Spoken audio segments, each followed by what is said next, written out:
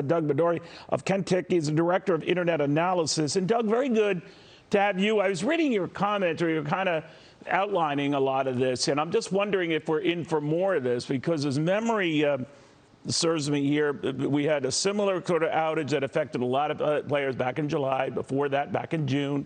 And again this happens. So when people hear about it, they say, oh, here we go again.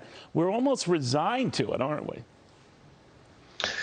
Well, some of this is a product of the success of the cloud computing service industry. A decade ago, companies might have a data center in their basement or something where there's a bunch of servers being run. Now those things have been moved into the cloud, and it's far more cost effective to do so.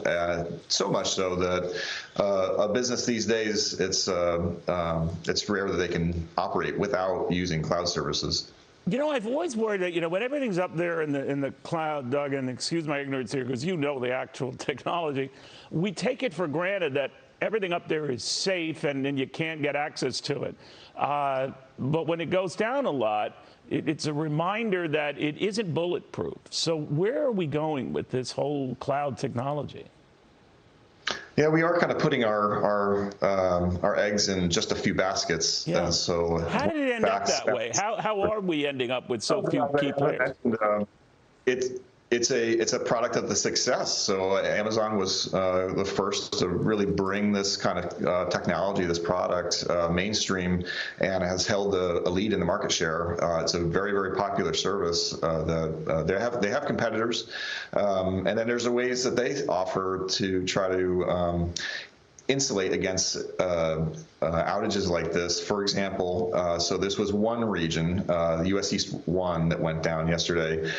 They operate multiple regions within the US and around the world. If you happen to have your stuff in 2 regions, then maybe you would have survived this, depending on how you had it set up. That is easier said than done, because there's a cost, an expenditure outlay that goes along with that, as well as a cost to your engineering staff to keep that, to set that up.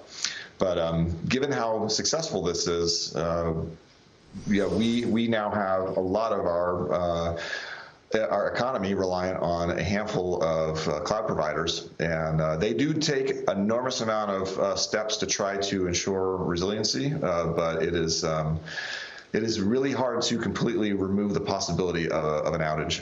So an outage is one thing, but getting your own data compromised is quite another. The two happening in concert would, I imagine, be a double whammy. What do you think of just the safety of information and material up in the cloud?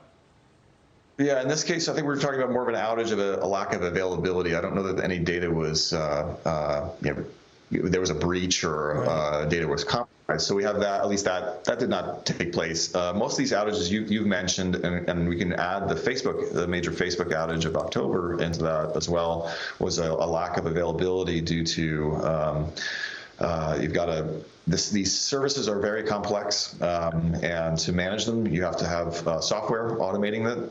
If there's any bug in that automation software, or there's some sort of glitch in it, then it's responsible for the care and feeding of a lot of services. And if it goes down, then it takes a lot of things down. And if everybody's got their businesses running out of them, then yeah, they're going to have a bad day.